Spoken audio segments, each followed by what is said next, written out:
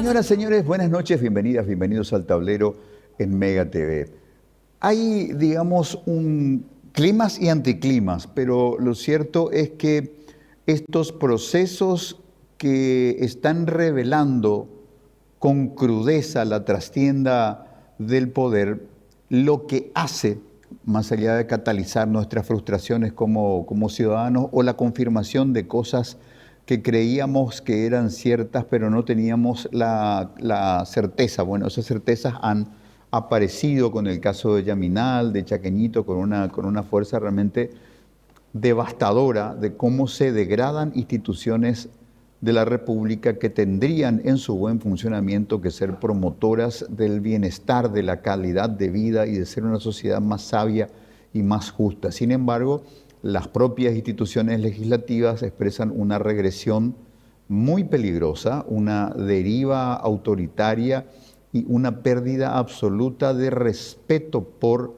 las reglas, violaciones continuas de leyes mayores y menores que son señales de alerta de que ya se rebasó el límite de la ausencia ciudadana, una ciudadanía presente, criteriosa, informada, que sí tenga límites morales, tiene que salir a la calle a exigir a la política conducta y sobre todo en los días indicados de expresión electoral no estar ausentes para expresar con votos castigos, si fuera lo pertinente, su opinión con respecto a lo que debe ser rectificado en este país. Les damos la bienvenida, tendremos una conversación extensa y detallada con la destacada legisladora nacional Johanna Ortega. En instantes, a vuelta de la pausa.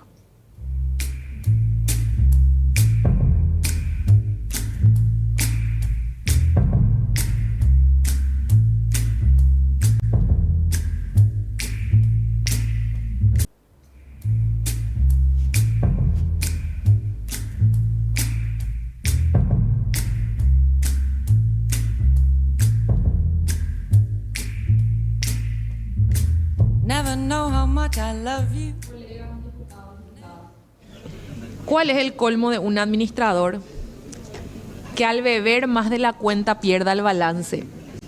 Suena a chiste, ¿verdad? Pero hoy lo comparto porque sinceramente mejor ya me río nomás para no llorar al recordar que el administrador de nuestra capital, la madre de ciudades, es Óscar Nenecho Rodríguez, por no decirle Bebecho Rodríguez. Y hace rato perdió el balance literalmente.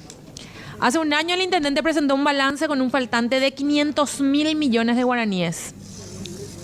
¿Y cuál fue su respuesta? Que esos fondos están enterrados en obras. Bueno, yo vivo en Asunción, yo camino por sus calles y como muchos de ustedes que transitan también por esta ciudad cuando vienen para estacionar, yo no veo esas obras en las que él dice que están enterrados los 500.000 millones que faltan en su balance. Un solo ejemplo. Amigos, estamos viendo en acción a la diputada Johanna Ortega que nos visita esta noche en el tablero. Diputada, buenas noches, bienvenida. Buenas noches, Enrique, un gusto estar acá.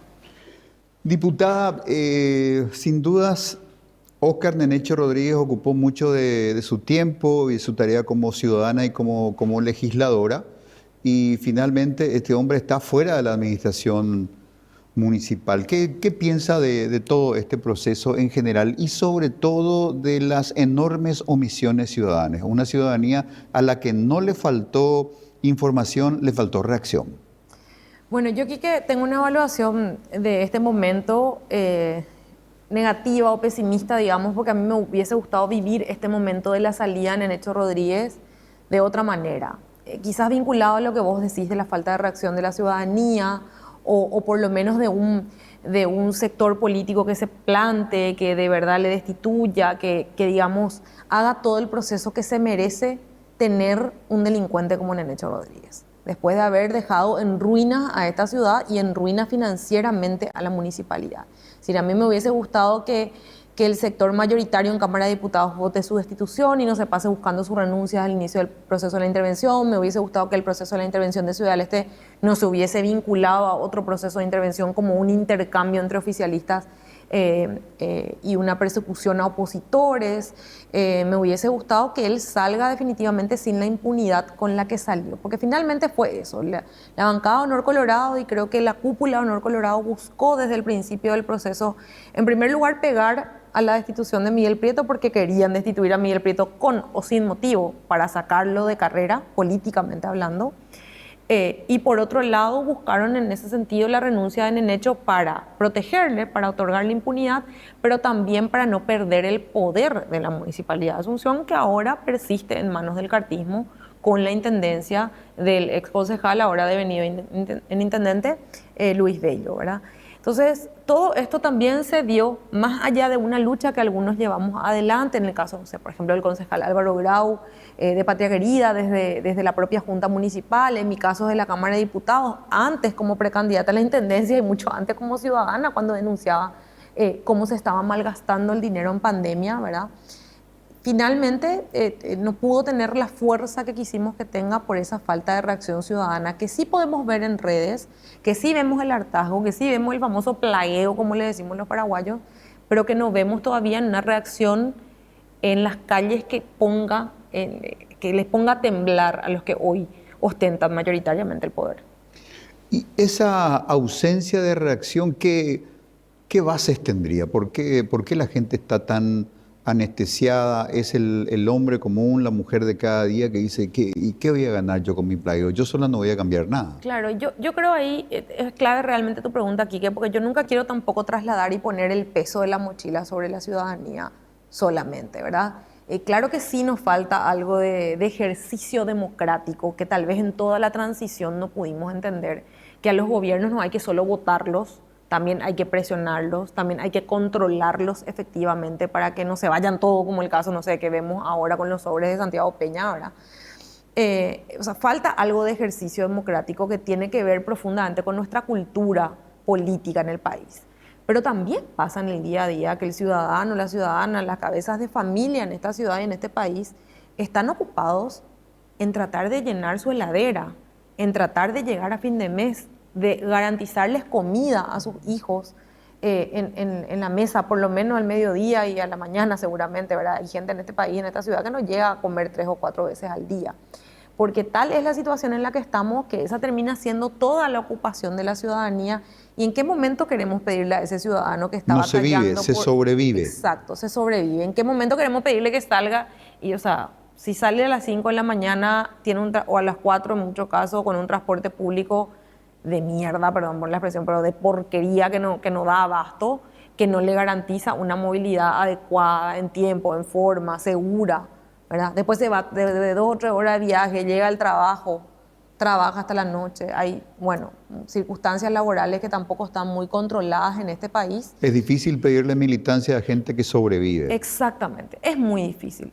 Entonces, y el círculo y el circuito está creado por los que ostentan el poder. Entonces es un circuito perfecto para ellos. No te damos educación, no te damos salud, no te damos transporte, no te alzamos tu sueldo. El sueldo mínimo no se condice con la inflación que tenemos hoy en este país, no se condice con la realidad de familias de 4 miembros para poder alimentarse y llegar a fin de mes. Entonces el círculo es perfecto. No te damos ninguna herramienta para que vos te desempeñes. Entonces estás todo el día ocupado de sobrevivir.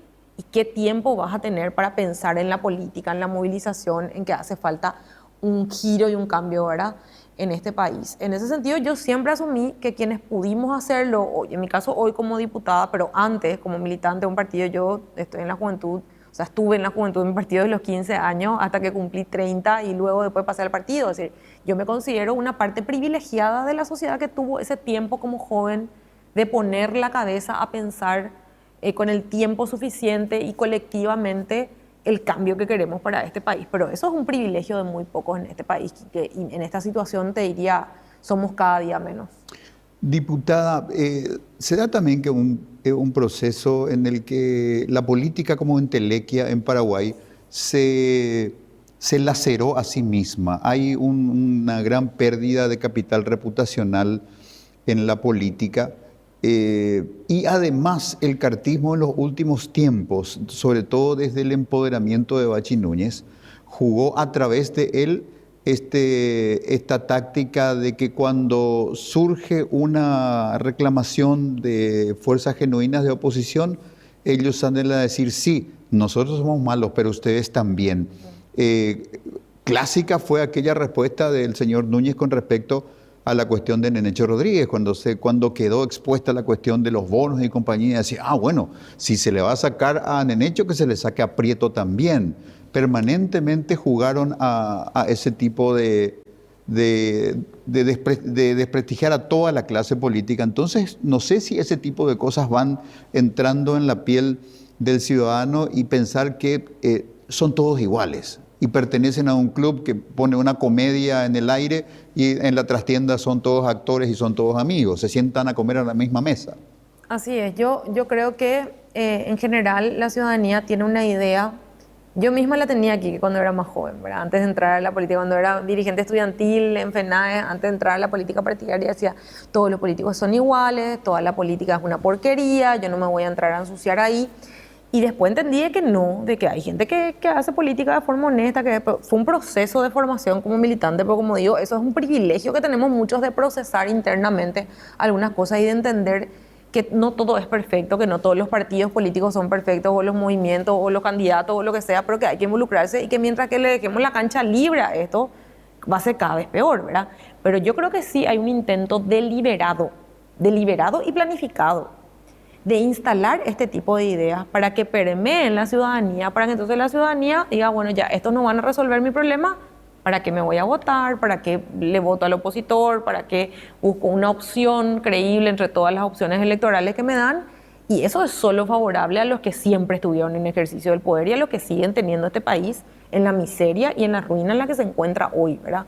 Pero yo creo que ahí sí, eso es una planificación deliberada.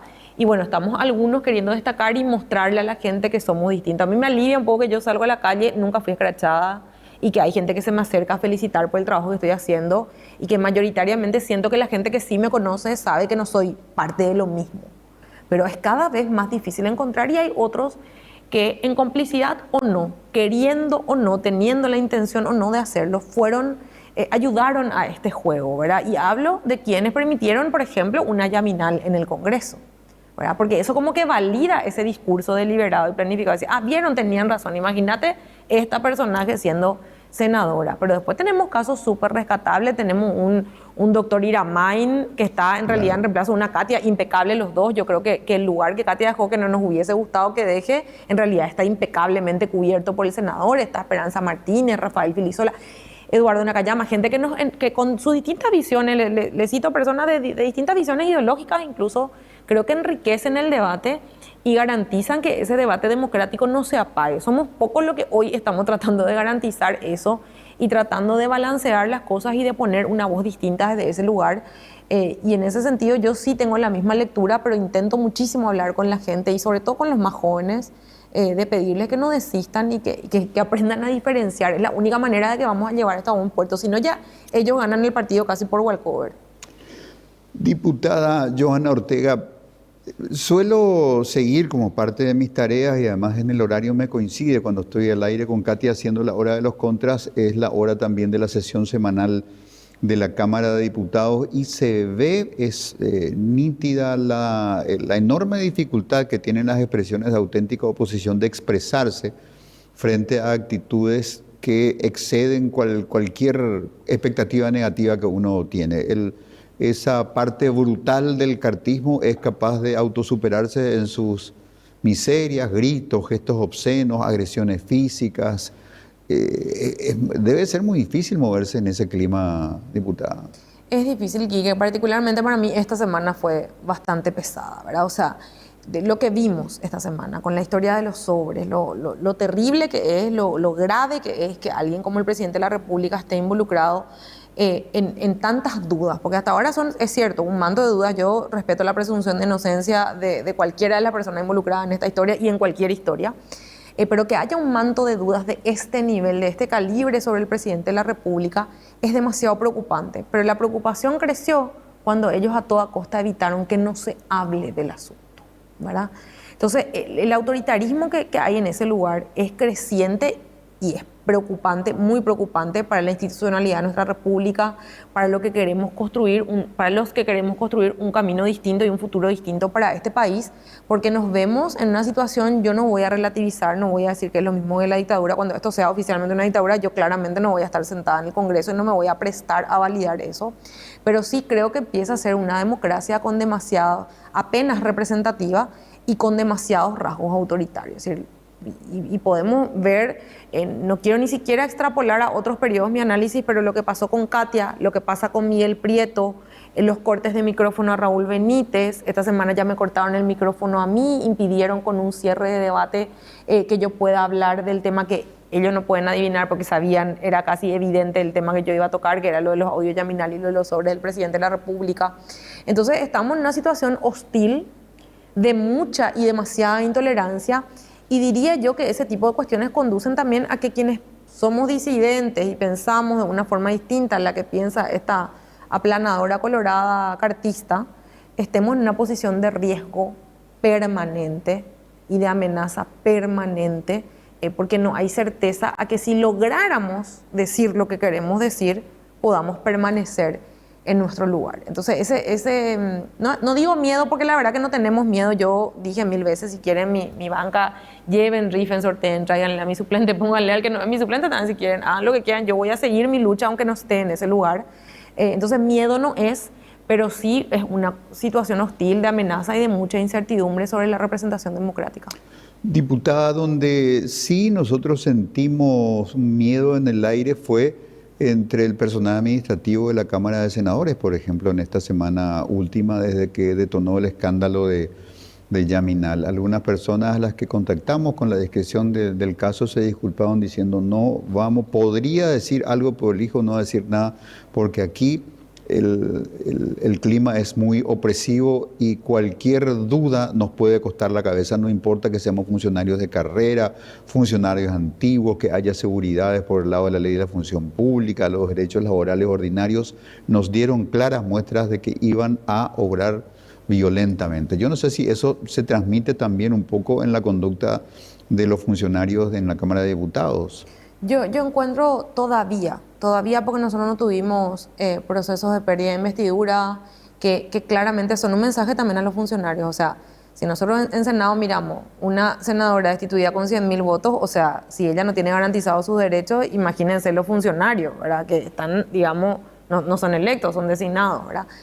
Creo que hay todavía una diferencia en diputados con la dirigencia, pero en esa situación se encuentran muchos funcionarios en el Estado. O sea, yo recibo semanalmente funcionarios de distintas instituciones del Estado que vienen a hacer denuncias sobre casos de los que voy a estar hablando la próxima semana. Hay casos en el Ministerio de Justicia, de hecho están en una huelga de hambre hace días, y ahí hay mucho entramado del funcionarios del Ministerio de Justicia que están en huelga de hambre. Están en huelga de hambre, exactamente. Con los que voy a conversar el lunes, porque ahí hay mucho entramado de poder político, de gente que tiene mucho poder dentro del Estado, del Congreso, que maneja cosas dentro del Ministerio aparentemente, y que hace que esto vaya en detrimento de las condiciones salariales que tienen personas que no responden a quienes detentan el poder. Entonces, este tipo de desigualdades, que no son, digamos, cuestiones explícitas, vos no te vamos a alzar el sueldo porque vos no estás con nosotros, pero que en la práctica suceden, hace que la gente obre con miedo, ¿verdad? Hay otras denuncias que involucran a Capasa sobre la situación alarmante en la que dejó Campos esa administración. O sea, yo recibo funcionarios y denuncias semana a semana. Gente que está en condiciones difíciles, de la propia Municipalidad de Asunción, gente que no cobra derechos que como trabajador tienen garantizados por contratos colectivos y derechos que habían conquistado hace un montón de tiempo, ayuda familiares, subsidio, en el caso de los que están en huelga de hambre, en el caso de los de Capasa que cobran con retraso hace meses no están cobrando, o sea, docentes, o sea, médicos, residentes, que ahora en el Ministerio de Salud logramos que le equiparen salarialmente, pero no en el IPS. Ahora que estamos en la discusión del presupuesto general de gasto de la Nación, yo soy miembro de la bicameral desde que entré al Congreso, este ya es mi tercer año en la comisión bicameral, gracias también a la confianza de mis colegas del tercer espacio, y entonces vienen a hablarme y veo todo tipo de situaciones. Y esto es lo que vos me hablas aquí, que es un miedo permanente que tienen, porque ven que incluso en la propia política, quienes deberíamos tener la libertad de decir cosas, somos amenazados. Entonces obviamente el resto cae de Maduro, que vive y convive con ese miedo y esa necesidad de casi que de supervivencia. Diputada, tengo que ir a un corte, me quedan unos minutitos. Esta mañana nos hicieron llegar información fehaciente de que en el cartismo, en la mesa de El Señor, se planteó la posibilidad de impulsar la expulsión de Raúl Benítez, ojo por ojo. Ellos nos sacaban a Yaminal, nosotros tenemos que sacarle a alguien, que sea Benítez, que es tan estridente y nos molesta todas las semanas. ¿Usted escuchó algo, supo algo? Sí, efectivamente habían rumores de que podrían indicar de que algo se movió. Yo creo que por ahora están aplacados esos rumores, creo, ¿verdad? Hoy estuve en Congreso hasta la 1 de la tarde y al salir de ahí me parece que no hubo ¿Por qué? ningún... Porque se perdió la sorpresa. Se filtró la noticia. Tal vez porque se perdió la sorpresa y también porque la propuesta viene de quienes están del lado más extremo de la bancada de Honor Colorado. Con eso no digo que el resto sean unos santos, ¿verdad? Pero creo que hay gente que no por cariño a Raúl, no porque respeten la pluralidad de esa Cámara, sino porque entienden que el costo político que puede tener en este contexto, además, es innecesario pagar el costo, ¿verdad? Entonces creo que algunos fueron más dubitativos en ese cálculo político más allá de la voluntad. Si es por ello, yo estoy segura que nuestras voces no van a estar ahí, ¿verdad? Y si es Raúl, yo también estoy segura que la siguiente soy yo. O sea, eso es así, cantado, no tengo dudas, ¿verdad?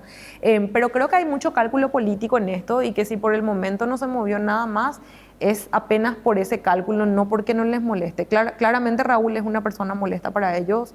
Yo también me siento en la misma posición. De hecho, somos compañeros, trabajamos juntos, eso no es sorpresa para nadie, ¿verdad? Tenemos casi siempre con nuestros perfiles tal vez distintos, nuestros estilos y formas de decir las cosas, tenemos articulación en el trabajo que hacemos y una misma línea de conducta política que a quienes están sometidos y a quienes quieren aplacar y condenar la crítica y la disidencia les molesta. Entonces creo que sí, que es así, que eso efectivamente ocurrió hoy. Yo espero que se calme en lo que va el fin de semana. Además Raúl va a estar de cumpleaños el domingo, ¿verdad? Epa. Espero que no le venga a su cumpleaños con un regalo como ese. Pero también la certeza y la firmeza aquí que quiero transmitir para la gente que nos ve es que nosotros no nos vamos a callar, aunque nos saquen de ese lugar.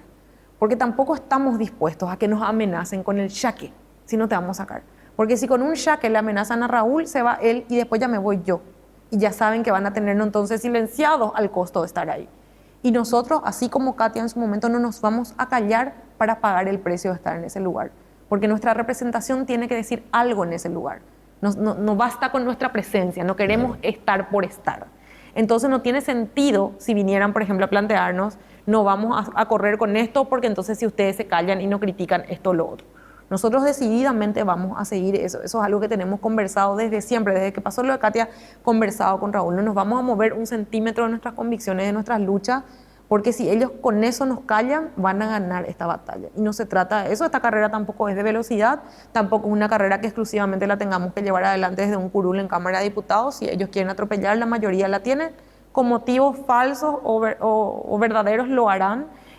Pero la certeza que quiero transmitir es que nosotros no nos vamos a callar y que no vamos a entrar. Si fuese cierto lo que está sucediendo y que ellos están preparando, en cualquier caso nosotros no nos vamos a mover un segundo ni un centímetro de nuestra posición.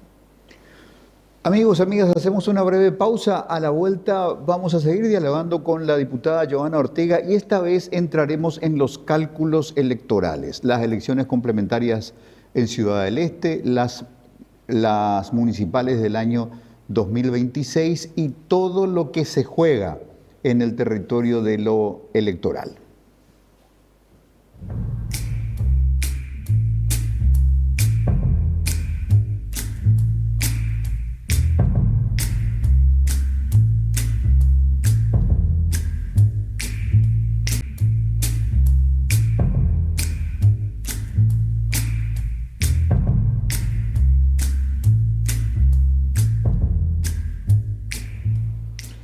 Como nunca, amigos y amigas, los hechos expuestos tan crudamente, tan desnudamente, tan despojadas de los velos que antes impedían ver claramente las cosas, ojalá sean insumos para una toma de conciencia por parte de los ciudadanos, que los ciudadanos ejerzan a conciencia su rol a la hora de votar, a la hora de elegir, a la hora de militar también. Se necesita militancia en Paraguay. Indudablemente hay un ánimo social de participación, por eso el voluntariado, por ejemplo, funciona muy bien.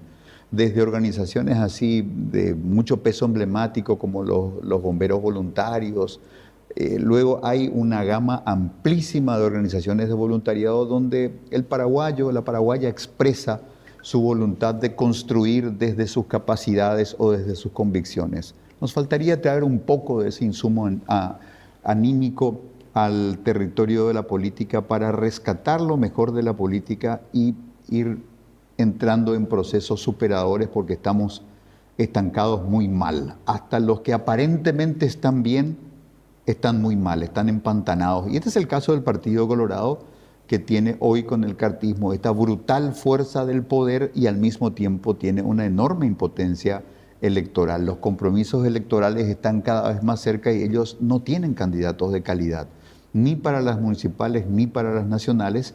Entonces ahí es cuando hay poder y hay desesperación, a veces se sientan a la mesa los peores contertulios, y de hecho está sucediendo. Por eso el plan del Partido Colorado no es crecer para enfrentar los compromisos, es demoler a la oposición porque están absolutamente seguros de que ya tocaron su techo. Por eso cuando medimos las cifras oficiales de las elecciones de 2023, vemos claramente que el candidato presidencial colorado, actual presidente de la República, Santiago Peña, no fue el candidato más votado. Cuando se toman los votos a los candidatos de oposición, la sumatoria es mucho más alta. Los colorados, que tienen un gran oficio electoral, leen muy bien eso y ya tocaron techo. Saben que no pueden seguir sumando fidelidades partidarias, entonces el camino es destruir a la oposición. Por eso el plan Katia, por eso el plan Prieto y otras expresiones que quieren inviabilizar la expresión electoral de la oposición. Diputada, el Partido Colorado se juega la madre de todas las batallas y entra con mucha desesperación. Casi ya sabe que no tiene remedio el 10 de noviembre próximo, que por mucho o por poco pierde en Ciudad del Este, y eso, más que un peso funcional, va a ser un peso emocional muy fuerte y van a entrar a las municipales de 2026 con todo. Sí, yo creo que tienen la fuerza suficiente como para entrar con todo después, salvo este tipo de ejemplos como el de Ciudad del Este, donde hay una mayoría ciudadana que se vio claramente expresada cuando inició el proceso de intervención a Miguel Prieto, una mayoría ciudadana que apoya ese cambio que se vivió en Ciudad del Este, ¿verdad? Pero yo creo que de cualquier manera ellos van a replicar sus vicios, usar los recursos del Estado, salir con toda la artillería pesada, con todo lo que puedan mover, ¿verdad? Se habla de traslados masivos de electores. También lo de los traslados masivos, que es algo que vimos y se denunció acá en Asunción desde la oposición de distintos sectores y se lograron corregir en algunos casos, pero difícil de controlar, que te dicen en primer lugar las personas que conocen o que saben, y siempre luego se hizo así, ¿verdad? Que no quiere decir que esté bien, ¿verdad? Y hay algunos intentos por corregir esto, pero es ir contra una estructura que siempre hizo esto, que siempre, digamos, reivindicó esta forma de hacer política. Entonces le traen, le mueven para las internas, después le vuelven a mover según donde tengan candidaturas más fuertes, más oportunidades de ganar. Entonces el cálculo electoral se basa también en todas estas trampitas que ya se hacen, no en el día de la elección. O sea, empieza antes, empieza con estos traslados, empieza con un montón de vicios que tiene nuestro sistema electoral, por lo cual la oposición siempre llega con una asimetría, salvo casos muy contundentes. Bueno, o sea, en Ciudad del Este debería pasar una catástrofe, que no creo que suceda, para que Dani Mujica no sea el próximo intendente de Ciudad del Este. O sea, eso está evidenciado. Además, hay cuestiones hasta anecdóticas, si se quieren, Quique, porque se muestran los actos masivos de gente de Dani, y después le veo incluso a algunos colegas míos que le apoyan al otro candidato y todas las fotos de sus redes sociales son en primer plano, ¿verdad? Con 2 o 3 cabezas enfrente, ¿verdad? O sea, se ve que ni siquiera logran movilizar una cantidad de gente, pero estoy segura que van a bajar toda la artillería, capturar el poder en Ciudad del Este. Haber perdido el poder fue una derrota demasiado grande para el clan Zacarías, demasiado grande y demasiado importante. Te digo yo que viví muchos años en Ciudad del Este, que crecí allá, y que en un momento los jóvenes esteños pensábamos, no, imposible que le saquemos a este clan de acá. En algún momento yo de hecho volví a Asunción como capitalina que soy y hice mi vida ya acá de facultad universitaria, etcétera, y me quedé para siempre en mi ciudad. Pero ese era el pálpito antes, ¿verdad? Entonces eso te da cuenta de lo difícil que es para ellos haber perdido, y lo que buscan es desesperadamente recapturar. O sea, le tuvieron que hacer como más de 40 denuncias a Miguel, le tuvieron que destituir, ahora quieren meterle preso. Yo no tengo duda de que ellos le quieran meter preso a Miguel Prieto. Y por supuesto que quieren evitar que Dani llegue a la intendencia, pues yo creo que eso está bastante controlado por el equipo de Yo Creo y quienes somos sus aliados en el este del país, y esa va a ser la lucecita tal vez que nos va a mantener con esa esperanza suficiente hasta el 2026, donde vamos a disputar juegos muy importantes como el de la capital del país. Funcionalmente, en una elección complementaria del 10 de noviembre de este año, si se dan los pronósticos indicados prácticamente en todas las encuestas con matices de que ganaría nuevamente, Yo Creo, en este caso con Mujica, el impacto al interior del Partido Colorado va a ser enorme porque van a perder a pesar de toda la fuerza económica de Itaipú. Así mismo, esa es parte de la gran artillería que van a bajar en el este, y yo estoy 100% segura de que Dani va a ganar a pesar de eso, ¿verdad? Es decir, ellos generaron un hartazgo en los esteños que fue importante aquí, que mucha gente que apoya y que trabaja en los equipos de Yo Creo, gente que alguna vez fue colorado, que terminó harta de la propia miseria de sus dirigentes políticos, ¿verdad? Entonces creo que eso va a darles un panorama importante del hartazgo que se puede llegar a traducir en ese sentido. Yo soy optimista. Yo creo que la gente cuesta que tenga el ejercicio de movilizar, de militar, por esto que hablábamos de la propia supervivencia cotidiana, de llenar la heladera, de llegar a fin de mes. Pero creo que la gente en las urnas sí es capaz de traducir eso. Y ese es como se dice, que sentimos y que tenemos respecto a lo que se viene en el 2026, y por eso ellos tanto buscan desacreditar nuestros procesos de unidad. No, estos no se van a luego unir, no, estos luego se están peleando, tienen luego tantos candidatos, etcétera, que no es más que intentar desacreditar algo que si funciona va a determinar el fin del Partido Colorado en alguno de sus bastiones, como es la capital del país. Diputada, ¿se les escapó la ficha Dani Mujica a los colorados? Porque Mujica parece estar a salvo de la narrativa negativa que se generó alrededor de Prieto. Sí, yo creo que ellos contra Miguel van, digamos, porque es la figura visible de eso y se les perdió todo el resto, se les perdió muchos jugadores, la pelota, el arco, o sea, si esto fuera un partido de fútbol están como con venda tratando de encontrar el arco, de encontrar la pelota y de encontrarle a su propio compañero de equipo, ¿verdad? Y ahí muchas ingenuidades que se dieron en el proceso que quienes miramos afuera de por ahí vemos como anécdotas muy curiosas, como es el caso, por ejemplo, que le hayan querido candidatar a González Báez, ¿verdad? O sea, por supuesto que el clan Zacarías sabe la debilidad que tiene en Ciudad del Este. A mí me contaban el otro día que la ex intendenta se va a la misa de la catedral los domingos y sale antes de que termine. O sea, ¿qué persona que va a la misa, Claro, que dura una hora, no se queda hasta el final? Naturalmente, porque tiene miedo a que se le escrache, ¿verdad? Esa es la realidad que viven los Zacarías en Ciudad del Este, aunque se vista de capibara al otro e intente, ¿verdad? O sea, y ellos saben que sus acólitos, lo que andan detrás de ellos, es porque alguna fineza le deben o algún favor. Pagado seguramente con nuestros impuestos o con nuestro dinero, pero algún favor le han de deber. Y ese es parte del entorno, ¿verdad? Entonces se les escapó Dani y se le escaparon muchas cosas y se le escapó también, me parece, el análisis de que los tiempos han cambiado. Y bueno, y esto que te decía González Baezken, que ellos intentan candidatar, es también creo una trampa, incluso para un sector de la disidencia colorada, porque el hermano es disidente y muy felices aceptan la candidatura por parte del cartismo, pero creo que las cabezas del cartismo saben perfectamente que van a perder y por eso lo candidatan, y él termina siendo algo así como un títere, una mascota más, aparte de la que ya tienen en el Palacio de López. Diputada, las elecciones municipales del año 2026, esta potenciación que hubo, esta coaligación tan interesante de expresiones de oposición en aquel escenario hipotético en el cual eventualmente una destitución de Nenecho Rodríguez también obligaba a una elección complementaria en Asunción. La oposición puso una oferta de mucha calidad. Le sobra talento, le sobran buenos perfiles a la oposición en Asunción para la tarea municipal. Pero supongo también que entrando en una mesa de negociaciones, en esa mesa de Asunción, no debe ser tan fácil equilibrar los tantos para llevar adelante todo, ¿verdad? Todos tienen el genuino derecho de aspirar a llegar a ese cargo y a veces eso puede complicarse. Sí, hay idas y vueltas siempre en estos procesos, ¿verdad? O sea, yo digo, si todos pensáramos igual y hubiésemos sido una cuestión así súper homogénea, hubiésemos tenido un partido de la oposición y hubiésemos estado todos ahí.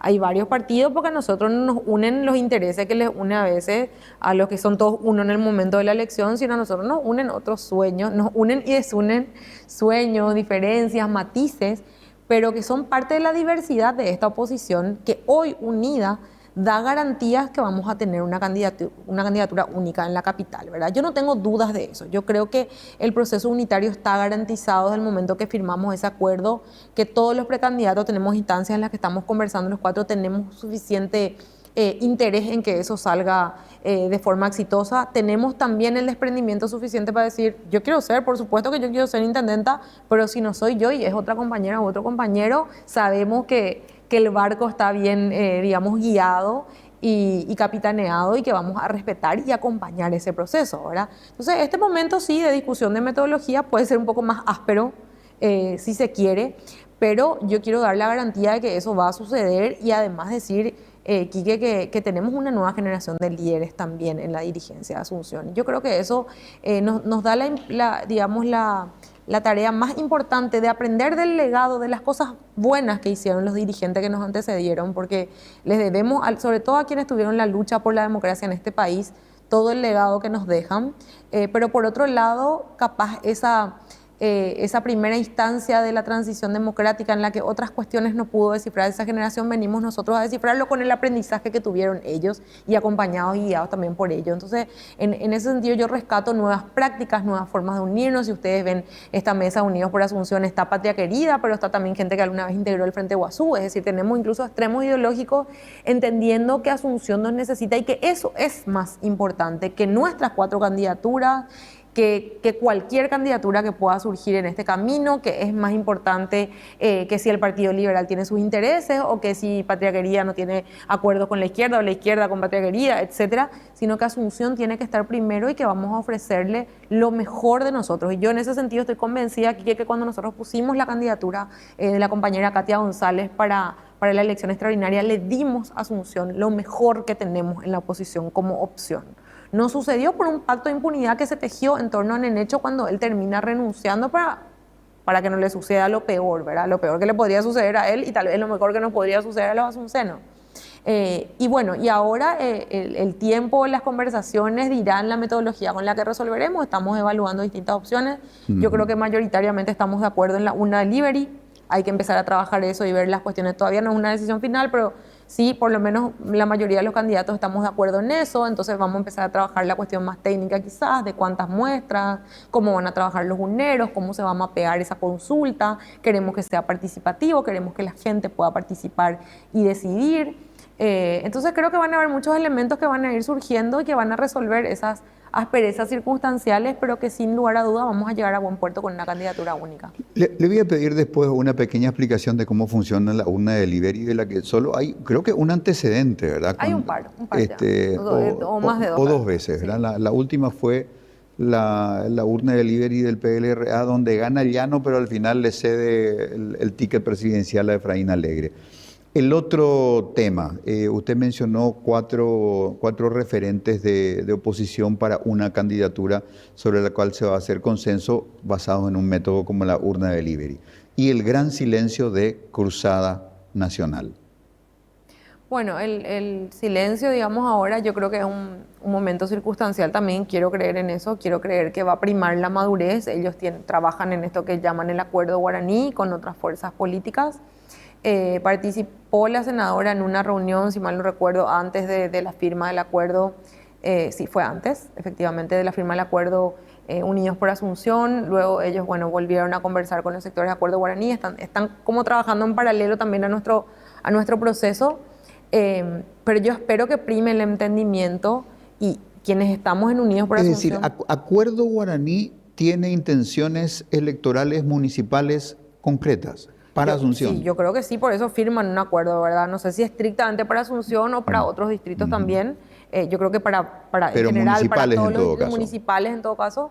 Pero que quienes estamos en Unidos por Asunción, por lo menos en lo que compete a Asunción, yo decirte, Quique, que vamos a hacer el mejor de los esfuerzos en hablar con la senadora Yolanda Paredes y con los de Cruzada Nacional y con quienes tengamos que hablar para garantizarle a la ciudadanía una única opción electoral de la oposición, para que puedan ver claramente la opción colorada, que probablemente sea una opción cartista, así en el escenario en el que estamos, yo no tengo dudas que quien termine en la urna va a ser un cartista, y que haya claridad para la ciudadanía de quién representa en ese momento de la intendencia municipal la candidatura de la oposición, ¿verdad? Vamos a hacer el mejor de los esfuerzos y también vamos a hacer el mejor de los esfuerzos en tener la menor cantidad de listas a la Junta Municipal, que es también parte de ese acuerdo, con la flexibilidad suficiente de entender que no tenemos que pensar todos lo mismo, pero tenemos que estar de acuerdo sobre las mínimas cuestiones que tenemos que garantizarle a nuestro intendente o intendenta en el próximo periodo para los cambios que son necesarios para Asunción. Las elecciones municipales que llevaron a la intendencia a Nenecho Rodríguez fueron una gran lección acerca de cómo funciona el voto desbloqueado. Los asuncenos vimos cómo en cada columna de alumbrado público había 17 columneros, cada uno con su oferta, una saturación visual, una batalla que terminó siendo definida por la capacidad económica de los candidatos para poder visibilizarse. Supongo que hay lecciones aprendidas en esa materia, diputada. Sí, hay lecciones aprendidas tanto del 2021 como del 2023. O sea, aquí que yo misma fui candidata en el 2021 y hoy te puedo decir con certeza vamos a tener un acuerdo de unidad. O sea, yo no me imagino el mismo escenario que el 2021.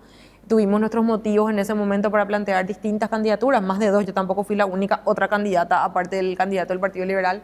Existían varias candidaturas, pero hubo una lectura y un entendimiento. Lo de la Junta Municipal es clave. Nosotros creo que si llegáramos a juntar apenas algunos sectores que tienen representación en la Junta y en la Cámara de Diputados y vemos cuántos votos residuales se perdieron en ese cálculo del sistema DON, perdimos como 3 a 4 concejales. O sea, y eso cambia mucho. O sea, si teníamos 3 o 4 concejales más, tal vez hoy Álvaro Grau era el intendente interino y no Luis Bello, ¿verdad? Y somos conscientes de eso y conscientes de que además eso finalmente no nos perjudica solo a nosotros como fuerza política, sino a la gente que está esperando esos cambios en Asunción.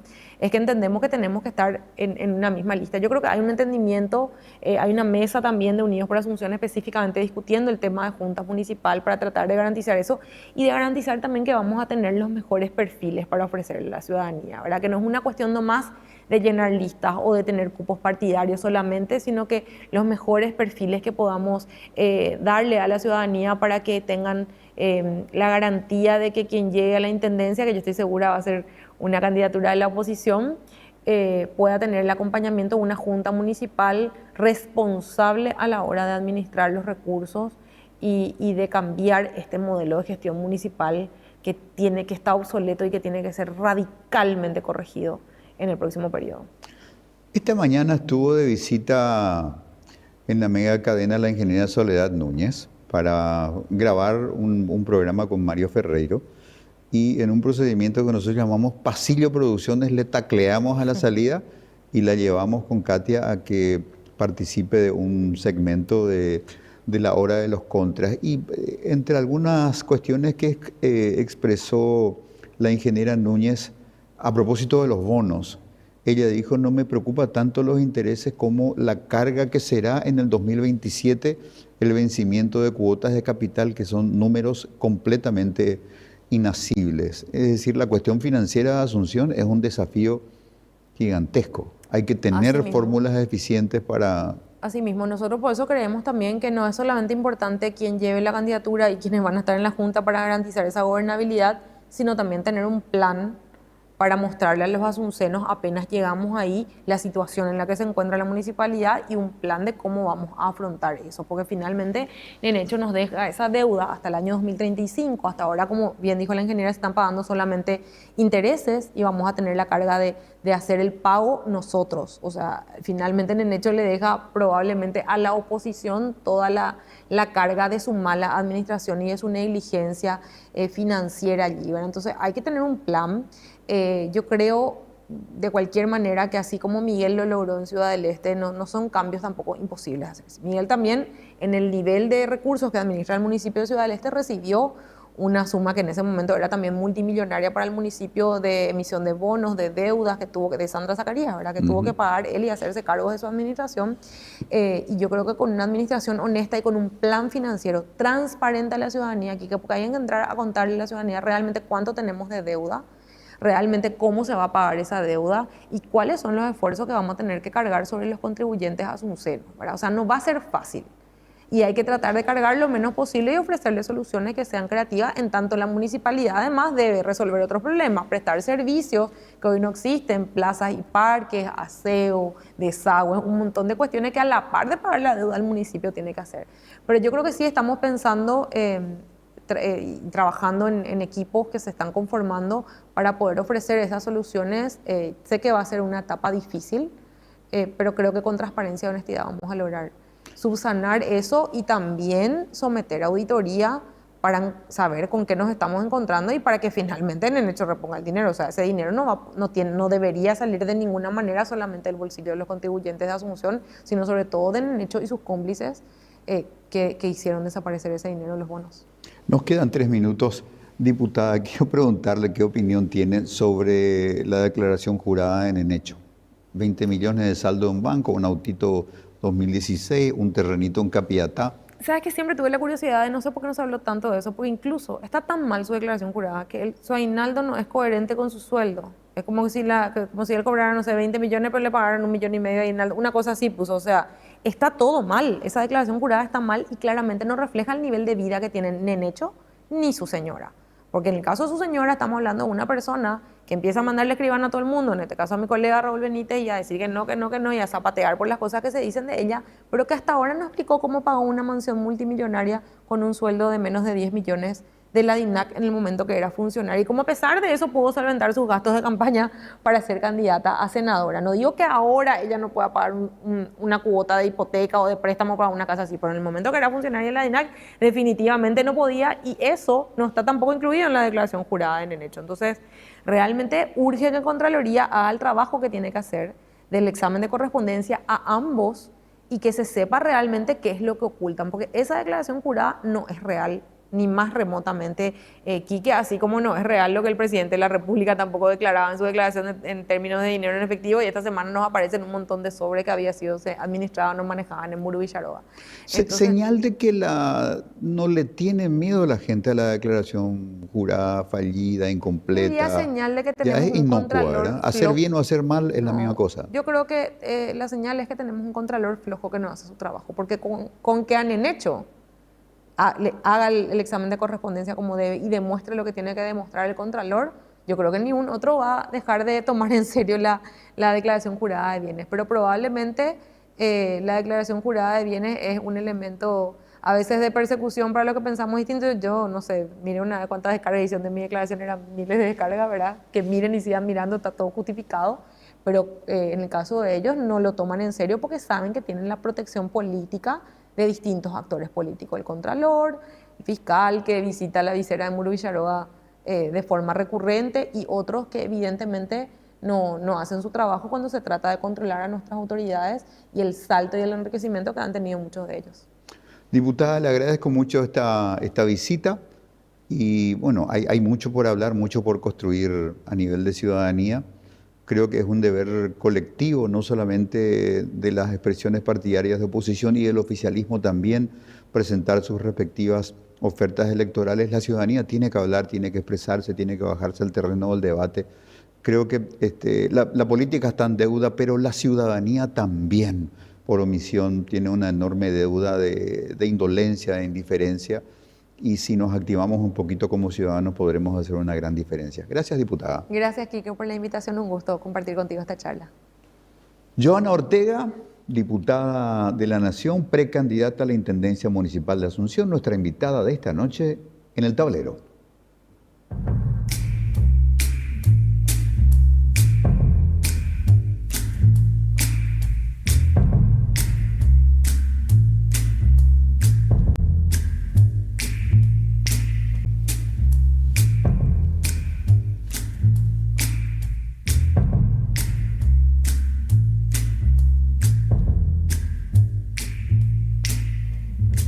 Ahí está el calendario electoral, amigas y amigos. 10 de noviembre, Ciudad del Este vota la conclusión del mandato interrumpido a Miguel Prieto por su expulsión como consecuencia de la intervención que tuvo lugar hasta poco tiempo atrás. Luego ya vendrá inercialmente el peso de los procesos internos de partidos y movimientos para presentar formalmente su oferta electoral para las municipales del año que viene.